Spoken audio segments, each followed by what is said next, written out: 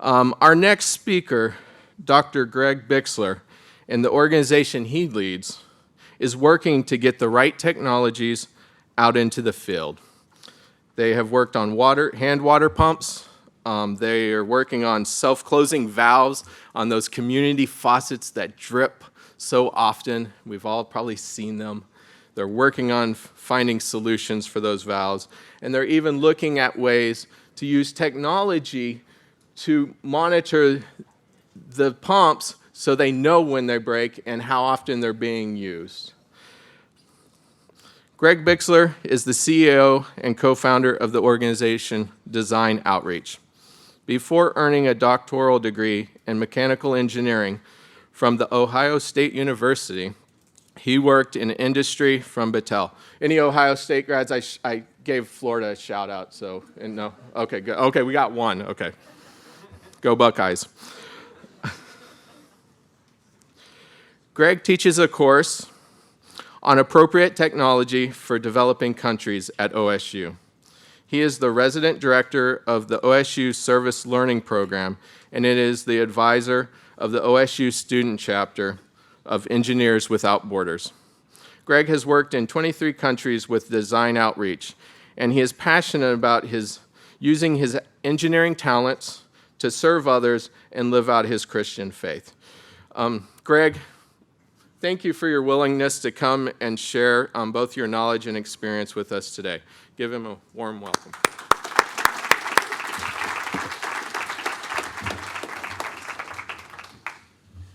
All right, it's a privilege to be here today, and thank you, Brian. Thank you for just having this summit and to be able to talk about appropriate technology. I love to talk about appropriate technology, and I love to talk about how that connects to the gospel. And I don't know if I should say this or not, but I love Bruce Robinson as well.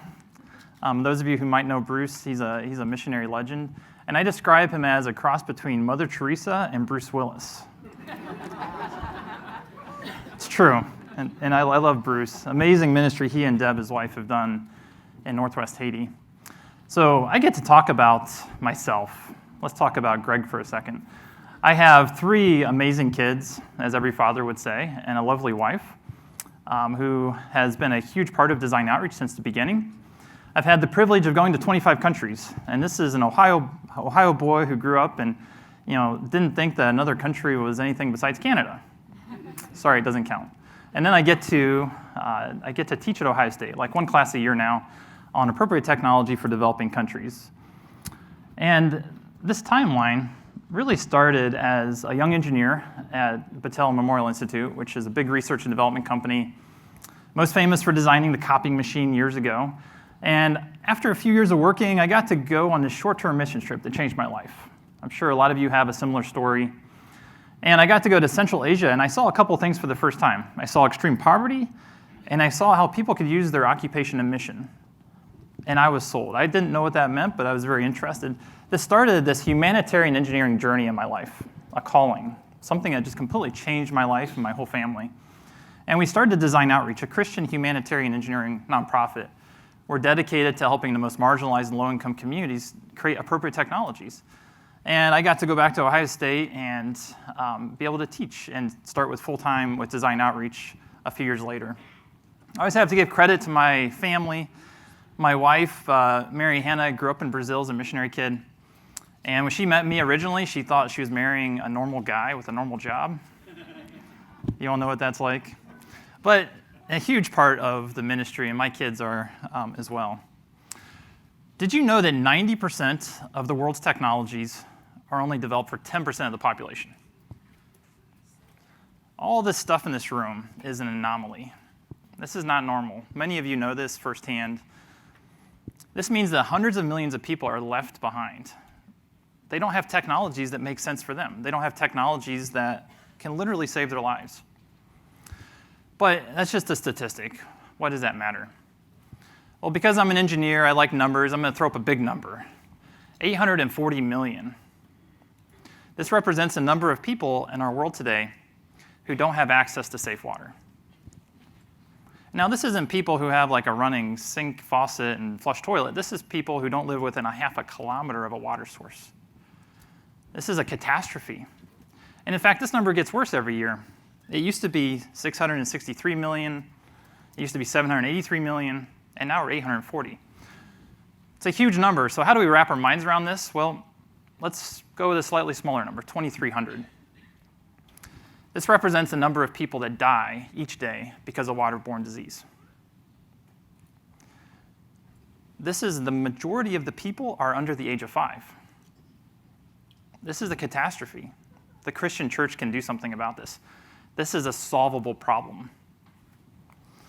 So I'm going to go through this outline that I'm going to share with you about humanitarian engineering, some appropriate technology processes that I want to share from personal experiences from the last 15 years of this journey, and some challenges that we can do together. 20% of the world is living on less than $1.25 a day. So we don't have a lot of money to work with. That doesn't mean that appropriate technology should be cheap.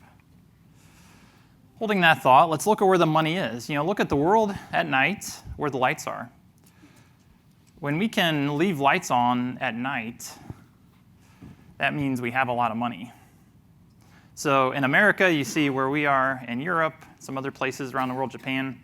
But then you look at the population density. You would think that there would be a correlation, but there's not. It's actually an opposite correlation. So where there's dimmer lights, there's the higher population of the world. So these are places we get to look at and say, where should we be looking at in developing appropriate technology? So for instance, if you look at the populations that are living on less than $1 a day, those are very dense populations in the continent of Africa, for instance. All right, I'm going to do a pop quiz here. Since I'm from the good state of Ohio, go Bucks. I know there's some Buckeyes in here. How many times can you fit the state of Ohio into Africa? Any guesses? Just 25, 10,000, somewhere between there. Survey says 260. Now this makes it very difficult because you look at that large area, people in one part are very different from people in another part. Even within Ohio, the southern part is very different from the northern part, and this is all Ohio. And in fact, if you scrunch all these countries together into the continent, you would see there's the United States, there's China, there's Europe, all these different people groups, all these different ways of thinking. This is very challenging when you create technologies that can be scaled, not just one-offs. We want to create scalable technologies, not just one-off solutions. So how do we do that? Well, this really started to open the eyes of the world after World War II, when the world became a smaller place and GIs came back and they saw parts of the world and realized that things in industrialized countries, are not really applicable in non-industrialized countries. And as these populations continue growing, we kind of forget the ways we used to do things. We forget what life was like before electricity. How did people survive in the United States without electricity? Well, we did. We're here. So there's these grand challenges, and we look at what are the biggest things that these really smart people come up with and say the world needs.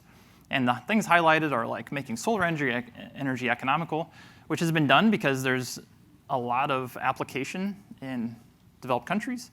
Making better medicines, which has been done in developed countries. Better infrastructure, and providing access to clean water is on the list. This is one of the major challenges our world is facing. Remember, 840 million people don't live within a half a kilometer, 500 meters of a water source. And this is what happens often. So this happens way too often. There's a donor, they have a heart, there's a nonprofit, they put in a technology, they intervene. A year later, they're like, what did that guy say again? A couple years later, guess what? It's not being used. Did you know that 40% of the hand pumps installed are no longer functioning? This is a catastrophe. These pumps are being put in the name of Jesus.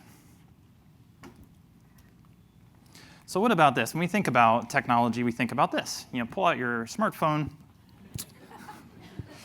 Now, where's that thing again? I'm living in the slums, but at least I have my smartphone app. Somebody back at some smart college or whatever developed this thing. And then there's the PlayPump Story. This is how the Lord got me into water, I think. I just happened to be channel surfing a number of years ago, and on PBS there was a Frontline report, and it was talking about this amazing invention called the play pump, and how the play pump was going to solve the world's problems with water. And I was intrigued. I was still this young engineer at this R&D company, and I was like, this is amazing, this is great. And then, I don't know, it was like less than a year later, I just happened to be channel surfing again, and we don't have a lot of channels in Ohio, but I land on PBS again, and it was titled something to the effect of what happened to play pump.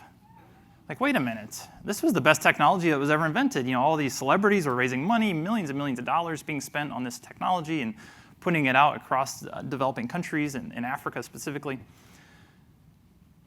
And then I learned that this pump was this huge catastrophe. And I'm still answering questions. In the work that we do in countries like Malawi and Zambia, the government officials are still very sore about this.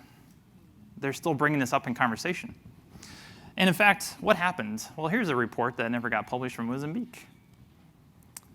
Pumps out of commission for 17 months, children not playing as expected. If you have kids and you give them a toy, how long does that usually last? It's a really, really, really good toy, maybe 6 months or a year. The kids are not running around in a circle. It's this idea that you'd run in a circle in a merry-go-round, water be pumped in a tower, somebody come up with their bucket or jerry can, fill up their bucket. They don't have to pump. It makes sense on paper. It makes sense standing here in Florida, but it doesn't work for them. So is this just the only example? Of course not. I get to talk about lots of examples of where we can learn. There was a company, Gillette, who decided that they wanted to make a disposable razor for a new market. So this is an emerging technology, emerging market type of thing. And they had this idea that we'd make disposable razors for guys in India, the country of India. Large population, it makes sense. It makes sense from a business plan, it makes sense from a boardroom in New England somewhere. And they developed this thing, and in fact, they even tested it, which was really smart. They piloted it with some MIT grad students. Indian MIT grad students, okay? And they thought, this is great, this works. So they spent a bunch of money and started introducing it into India. What happened? Well, they forgot one little thing. They forgot when you don't have running water, it makes a disposable razor much harder to use versus a straight razor. Small, small detail, but it made the difference between working and not working. So how do we develop appropriate technologies? This is not a simple thing. A lot of money and a lot of very smart people think about these things and work on these things. Why is this still a problem? Why are we still 90% of the technologies for only 10% of the population? And it's not just a money issue. It's trying to figure out how do you develop these things. So what are appropriate technologies? Well, for instance, they're user-focused. They have to be designed for that person, that group of people. We have to know what they're thinking. That's very, very tricky unless we're there, rubbing shoulders, getting our hands dirty, getting our hands beat up. It has to be necessary. That might be obvious. We're trained in the United States, especially, and other developed countries where we develop technologies. If you build it, they'll come type of thing, the field of dreams. Who thought they needed a cell phone? Let's be honest. Before they came out, you didn't even imagine this. And then they have to be sustainable. That doesn't mean that it has to be cheap, but it has to have a good value proposition. So one of the questions is always, what is something in this room that's unnecessary? And we think of it as well, what if we needed that? We could use it at some point. I think about the accordion doors that partition off this room. For our purpose right now today, we don't need that. It's unnecessary. It was put in at great expense for future capacity, but it's unnecessary for what we're using it for. So we have to have very well-defined requirements. Engineers, and it's not just engineers, but in general, we like to jump to the idea phase immediately. We like to start brainstorming and thinking about, well, how do you do this thing before you actually even understand what this thing you're trying to solve is? What are the requirements? What are you trying to solve? And the most important question here, when you're talking to people and doing research and observing and all these different techniques, is understanding the why. Like Simon Sinek, the power of why. why do people do what they do? Not what do they want, not why do they, or what do they want and what do they need, but why do they need it? Why do they want it? And now we can start defining requirements in a way that we can develop technologies that are appropriate. And we also have to have appropriate partnerships. This is extremely important as we think about, if we're just creating something in isolation, it's not going to scale, it's not going to work, we're not going to have expertise. We need to know which lane we're in and what we do best, and then partner and collaborate with others who do other parts best. So part of becoming a humanitarian engineer is part MacGyver. Being very resourceful. And he can make anything out of anything, right? He can take a button, a bottle cap, a paper clip, and a sweet mullet and makes Chuck Norris very nervous, right? This is being very resourceful, and we're good at this. We need to think about this. But then it's this. It's another one of my favorite 80s and 90s characters, Indiana Jones.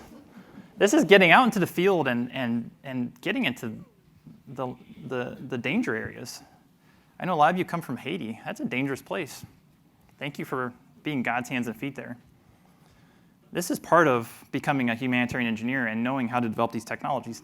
And then it's part, another Florida reference, Apollo 13. We need to put a square peg in a round hole. This is the stuff that you have to work with. Let's get the smartest people. Let's not just get the people who say, I'll try it. Let's get the smartest people, the people who have years and years of experience, the brightest, the best. Get them in a room. Give them the challenge. So what's the difference between this term, global north versus global south product development? Is this really all that different? I get this question, especially in academic circles. Is it all that different? Well, if it wasn't different, then why is it not working? So I would argue, yes, it's different. And then they usually get something like this, a citation of what this boy is helping us demonstrate. The giant anomaly, in my opinion. What you can see in the far right corner is a cell tower. This worked beautifully. We did a leapfrog over putting in telephone poles and telephone lines, saved billions of dollars of infrastructure putting in cell towers. This is a beautiful thing. Communication is important. I see cell phones all over the place in the world. Now, people don't have money for the minutes, but they don't have a charge, but they have a cell phone. And they can figure out how to get it charged and get some minutes once in a while. But that wouldn't be possible if we were still on landlines. And this is what a normal product development process looks like, and you're not supposed to be able to read this. It's just a bunch of words and a flow chart. You look in a lot of textbooks, a lot of companies, something starts with like defining the problem, creating ideas, testing it, go back and reiterate. And then something like this comes out, like an Apple computer, which are great user-centered products. Whether you like Apple or not, that's beside the point. But they're user-friendly, they're intuitive, they've put a lot of thought into them. But this works in what I call the field of dreams mentality. If you build it, they'll come. If you build it, they'll come. Does that work in developing countries? If you build it, they'll come. Does that work? I haven't found that experience to work. It works in places like here. It works here. We make stuff all the time as engineers and product developers, and people don't even realize they need it. Go to the store, right? There's lots of things that you don't even realize you need, and all of a sudden you buy it. It's there because we have so much money. We have so much excess, we can do that. But does it work for a girl like this? This is a girl we met in Malawi. She has her school uniform on. Now, she doesn't look all that different than those Ohio State University students. But what is she thinking? What is she thinking right now? That's a great question. What is she thinking? I bet she's thinking, boy, that's a big camera you're putting in my face. I've never seen a camera like that before. She's probably thinking, yeah, I gotta go home and carry water tonight. She's probably thinking, I hope we get lunch today. This is at a school that we've worked at. What does she think? We can't guess. If this is a girl growing up in Florida and Ohio, whatever state you're from, whatever country, She's thinking something different too. So what are the hierarchy of needs? We got to think about this. We start with the basic physiological needs: food, water, sleep. This is where we have to start in our appropriate technology development. In rich countries like here, we go way up to the top. All these parts of the pyramid are important, but we tend to think more higher, like I need recognition for the things I'm doing, versus I'm personally not worrying about what I'm going to eat for lunch. I'm not worried about what I'm going to have for lunch in a week. I'm not worried about what I'm having lunch for the next 10 years. I'm not at all thinking about that.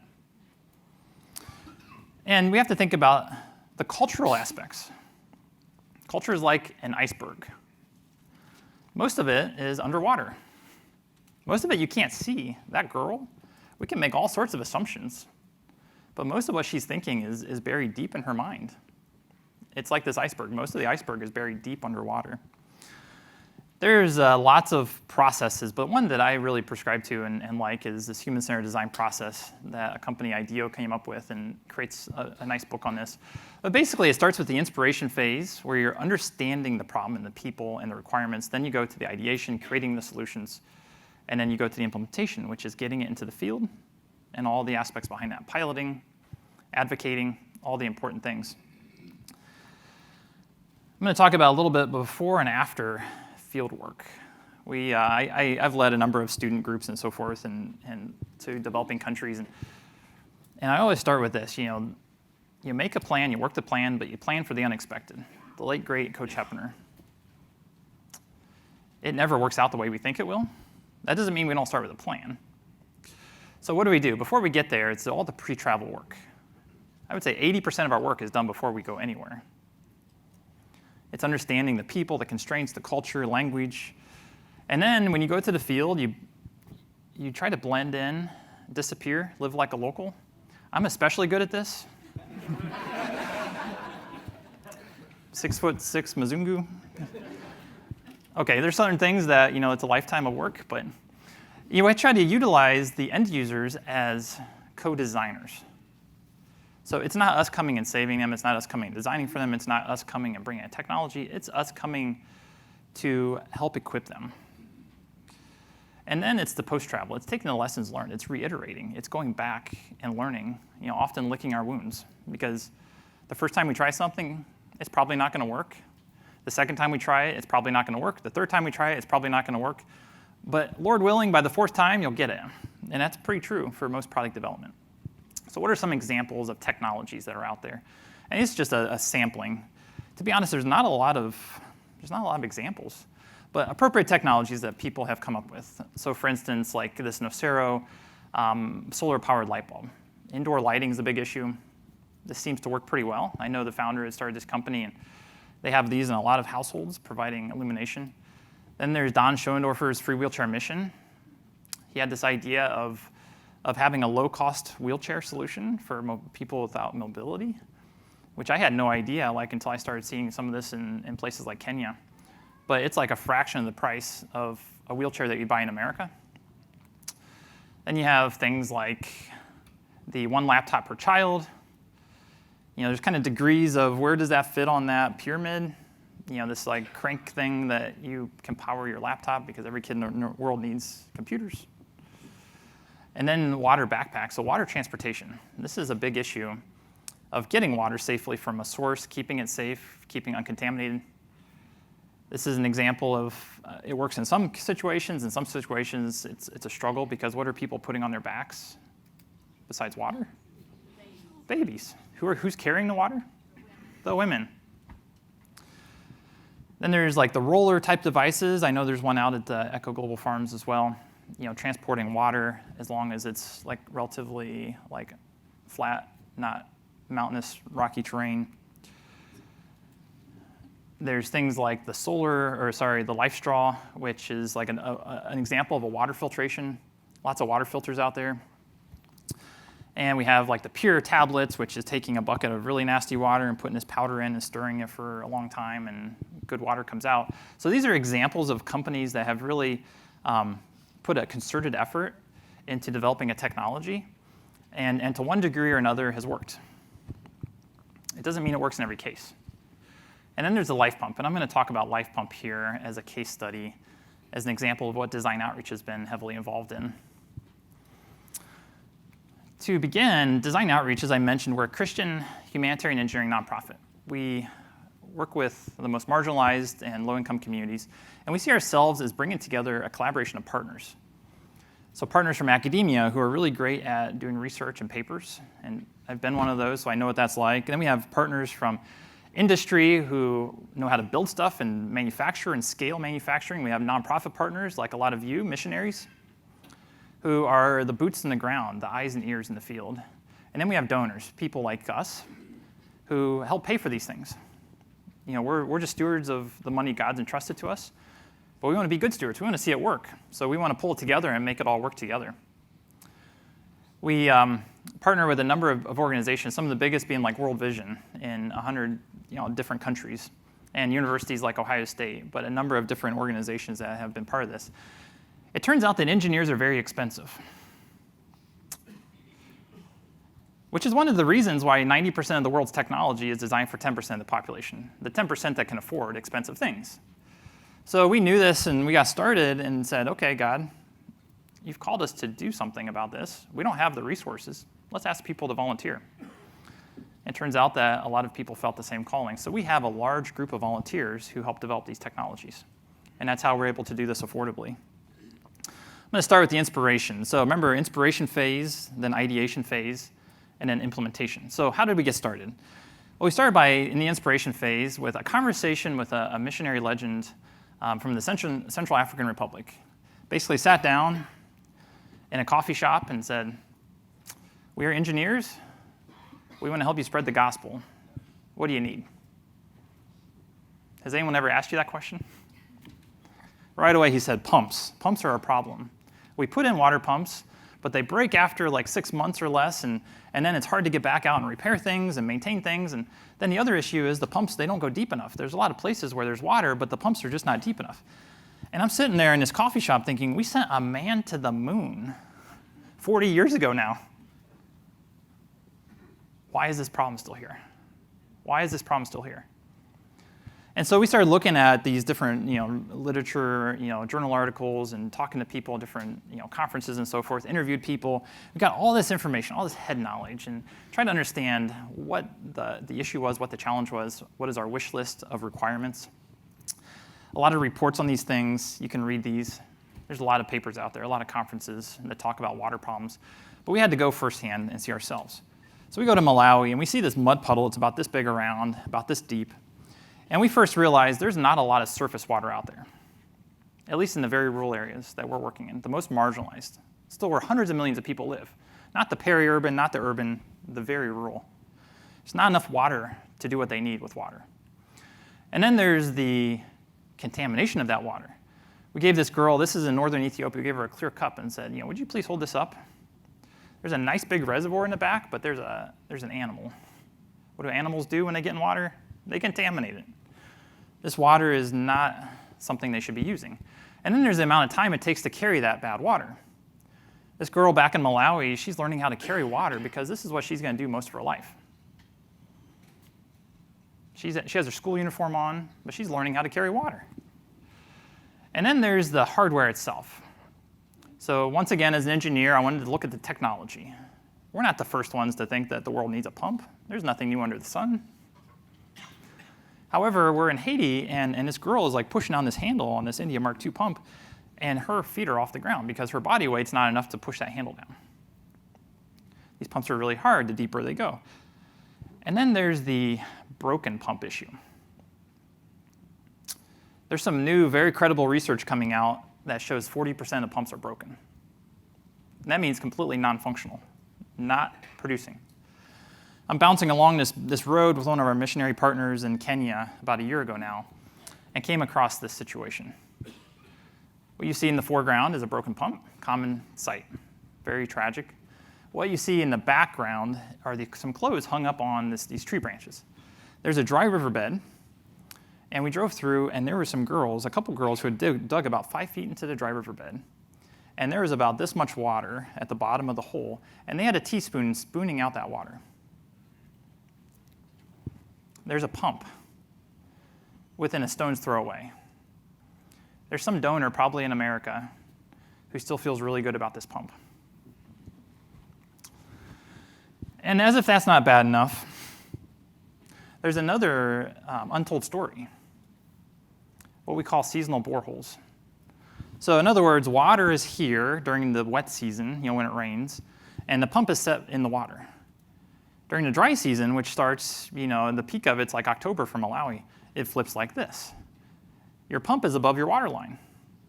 So it's called a dry pump at that point. In Malawi, 14,000 situations like that occur every year in the month of October. 14,000 times about 500 people per water source. This isn't working. Poverty only continues when people don't have continuous water. We have to agree on what are the requirements. Is the requirement water most of the time? Is the requirement water some of the time? Is the requirement water 100% of the time? What is our requirement? We have to agree on requirements before we get started. And it shows, this is a common thing I've heard, and some of you might argue otherwise as well. Drinking bad water, people are kind of used to it. They're, on a micro level, they probably are. But research shows that drinking bad water will make you sick. Newsflash. So those 3 or 4 months a year when somebody doesn't have a pump that's operating, what are they doing? They're not just sitting around waiting, for it to start to rain. They're going back to that mud puddle. They're going back to the river. Are we solving a problem? Or are we just perpetuating an issue and, in fact, making it worse by saying this is in Jesus' name? So we had this amazing opportunity. We got this inspiration from this pump that was called the Moino hand pump. A lot of these went into Haiti, a lot into the Central African Republic, and some other places like Ghana. What you don't know about this picture is taken in 2010. You can deduce a couple things. One is water's coming out. That's a good thing. The other thing is they quit making this pump in 1985. Wait a minute. How is this thing still working? Pumps usually only last 6 months before they break, and yet this thing is how old? And we don't know the maintenance schedule, but I can be pretty certain that very little maintenance was done on this pump. This is in the rural area of Central African Republic.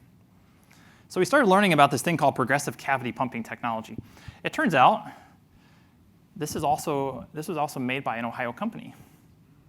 This was made by a company that was 45 minutes drive away from where I live, personally. Does God orchestrate things or what? So, we continued learning, and we went to Living Water International Pump Camp. We learned about different technologies. We wanted to learn as much as we could about all these different pumps. So then we got into the ideation phase. Early in 2010, we had this group of engineers, some of them from places like Johnson & Johnson and Battelle and other places. We had connections. We started thinking about pumps and how to do this and learning all sorts of things about the technology. We took our first prototype to Central African Republic in 2011, and it was a great learning experience, which is code and engineering.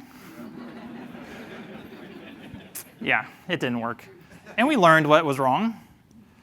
And one of the things we learned the hard way is we shouldn't go all the way to Africa to pilot something before we test it in America. So we came back and drilled a test well in Ohio.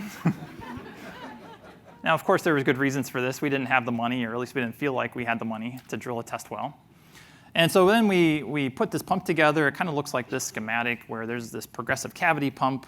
At the bottom, it doesn't require these like seals or O-rings that usually fail in other pumps. It's made out of stainless steel. It's made to be very durable. Our goal was to have a 5-year maintenance-free requirement in any situation. It doesn't matter depth. It doesn't matter if the thing's being pumped 24 hours a day, because we don't know those things. So we have to assume the worst. We had our first permanent installation of Life Pump. This was with World Vision in November 13th, 2013. This pump has been running continuously now for over 6 years without a single day without water. Not a single day without water. And in fact, last May, my wife, she was able to travel with me with kids and stuff. It's been difficult over the years. And so she came to Zalamondo with me, this very first Life Pump, and she had to prove to herself it actually works and that I wasn't just making all this up. So it does work, she'll tell you. The pump has a couple features. One, it goes to 150 meters. This is unheard of in the hand pump world. Most hand pumps go to 40 meters. 150 meters, we have one installed in Haiti at 150 meters. It's pumping water. The water level is like 140 meters. These are hand-operated pumps. You turn the handles. much lower operations and maintenance costs, which makes the sustainability go way up. It doesn't have this catastrophic sudden failure. We continue doing testing because engineers are never completely satisfied, and we can't build anything that's perfect and on this side of heaven. So one of the things we learned, it turns out that when you rotate a handle 60 million times a year, that's a lot of wear. And so we went back and took some of the field samples and said, we can do better, we can improve. And we redesigned our handle, for instance. And this is a test rig that we set up as part of our ongoing continuous improvement process in our lab. So implementation, it's actually relatively easy and fun to kind of brainstorm ideas and do some research, then create ideas on paper and on computer models and even prototype things, 3D print things. But the hard part is actually the implementation part. That's where the majority of the work actually occurs. If you're going to create a solution that's scaled, that has scaling potential and gets scaled, this is a part that we have to think very hard about. So for instance, we really focused now on three different areas, that are focused on the scaling of LifePump. And so LifePump has now been nationally accepted in the countries of Malawi and Zambia as a national standard pump option. That just happened in April, praise the Lord. That took 6 years of piloting to get there. 6 years of perseverance and a lot of prayer. We also work a lot in Kenya and Haiti, but in fact, we're in 9 different countries, working with a number of partners, some of those which you might recognize as well. We did a 5-country pilot in 2013 with World Vision and Messiah College. They did an independent research study on this, and then we continued working after that. We really looked at a number of areas of what does a pilot mean. So it's not just enough to put a new technology in the ground somewhere and come back a year later and say, hey, it's great, it works. That's not good enough. So what does that mean for us? Well, first of all, we had to build partnerships. And these are with preferred NGOs. And when I call preferred NGOs, like an implementing partner, a missionary who has similar beliefs and values of sustainability and spreading the gospel as we do. Preferred NGOs. And supply chain providers. So sometimes this is private sector, sometimes this is through the government. This is getting spare parts and tools and training out to the most rural areas, not just looking at the scarcity mentality of, okay, what has God given us in our little pie and try to slice it up into 100 different ways and everybody gets a crumb. That's the scarcity mentality. The abundance mentality is saying, God, how do you want us to do this and how are you going to pay for it? Now, it's not being a bad steward, it's being an excellent steward in the process. It's saying, okay, if you want us to scale this thing and we believe that millions of people can benefit, then we need to think that way. And so we started working with national governments. We said, hey, we're piloting this new technology. You want to come and see it? We know that you have policies that regulate these things. We think that you ought to be involved, thinking in the back of our minds, we want this thing to become a national standard. Otherwise, it's just not going to happen. There's lots of excuses. Something's better than nothing. The status quo is here. Pumps that last for 6 months and don't go deep enough and dry up for a couple, 2 or 3 months a year. That's the status quo today in the world. We think Jesus wants the status quo up here. So we need to raise the bar. We need to raise the status quo, close the gap. We have to provide objective evidence that this thing works. It's not enough for us to write our own research papers and our own pilot results. We continuously improve, continuously look at how are ways that we can make this better, and then building capacity to make this possible. So the value proposition, and this is what, as we think about appropriate technologies, we have to think about value proposition. It's not what's cheap. It's not what we, quote unquote, think somebody can afford. It's value proposition. If people find value in it, they'll buy it.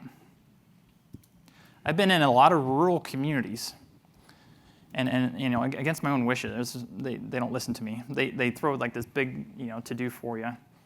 And one of the things they always do is bring out a case of bottled Coke. It's like the equivalent of like $1 for a bottle of Coke in some of these places. What is Coke? Fizzy sugar water. Why do they buy Coke and give it to me? Because they value it. These are dirt floor, grass roof communities. So we want people to value this. They have to believe in it. We can't just bring it to them and say, buy this. You need this. They have to want that. And so we developed this thing so it would have an 80% lower operations and maintenance cost. That was a requirement. We said people with low incomes, They don't have a lot of money. So we need to shift the burden to us rich Americans and other donors in other places in the world, put in a better quality system up front. Give them a chance to make it work in the long run. And really looking at, one of my recent board members mentioned, instead of thinking about so much return on investment, which is very important, think about return on life. We've had this amazing opportunity as we've been in a lot of communities where after a year of a community having a pump that's not broken or stopped working once, they trust us. After 2 years, they really trust us. After 4 or 5 years, it's like, we've been telling you about Jesus this whole time, but now it's a relationship. They want to know about Jesus more than ever because this Jesus just brought water to my community. I've seen communities where the pumps break, the first thing you walk in, what are you going to do to help us? We need water. I have this Jesus film, I have these tracts, I have these Bibles. It's ridiculous to think that they would want that over water, right? So we really saw a lot of this work blossoming in Malawi, which is becoming a field office location for us. We're building this out right now that goes into neighboring Zambia and also down to Zimbabwe. One of the things that we've worked a lot on is proving the technologies work. So this is through what we call the LifePump Link. This is a satellite-based remote sensing device that we worked with our partner Sunset Solutions on. This is in Kayenda, Malawi, one of our higher use life pumps. I can pull up an app on my phone and show you how many hours yesterday, how many rotations that pump went through. This pump is actually one of our highest used life pumps, 17 hours and 3 minutes when I submitted these slides, November 13th. That's a lot of use. This is incredible information for knowing when to do preventive maintenance, incredible information to know they need another pump, incredible information to go back to your donors and supporters to say, this is working. So we look at this and say, this wasn't good enough. We continue updating, we continue improving. We go back to making the gearbox better and a new elastomer and our stator, which are terms that you probably never heard before. But it just means we're making stuff better. It's never good enough. If we stop trying, that's when we start slipping backwards. The complete offering for a technology is the hardware. It's the tools to install safely the hardware. It's the manuals, it's the reporting, it's the trainer program, and it's the spare parts. It's all of that. All of those things are needed to be successful. So thinking ahead, one of the really cool things, I told you about our great learning experience in the CAR in 2011. There was a coup that occurred shortly after in 2012, which makes piloting very difficult. It turns out when they shut down the airport, it gets really hard to do anything. So we and our partner, their office got ransacked. It was a bad situation. One of their guys got kidnapped. So they moved out of the city as well. But praise the Lord, over the summer, we went back to the same community with a life pump. They have water now. They remembered that in 2011. They remembered the people. They remembered the whole situation. And we were so thankful that we can close the loop in that community. They're praising God. People in communities have told us that they now believe in God because they thought that there was no water in this place. We've seen people come to Christ through connecting local churches to the communities where we have pumps that are working for 4 years. Communities that were practicing witchcraft and voodoo, communities practicing polygamy are coming to Christ because they trusted us. They said, you helped us get water, you can come and talk to our community. We have hundreds of people that come to these praise and worship times. This really gives a hope in the future. Really gives a hope in the future to community members. I've had the privilege of going to communities and now have had life pumps for 6 years. And I can tell you, I don't think it's a stretch at all to say that technology saves lives. And we've had all these kids under 6 years old, and we get these group pictures and stuff, and it's this like overwhelming moment of, if we hadn't been obedient, these kids might not be here. And so it's just it's a wonderful privilege to be able to not only provide physical, but economical and spiritual means for these communities around the world. So thank you very much. Appreciate you guys. Thank you for all that you're doing and the incredible things you're doing around the world.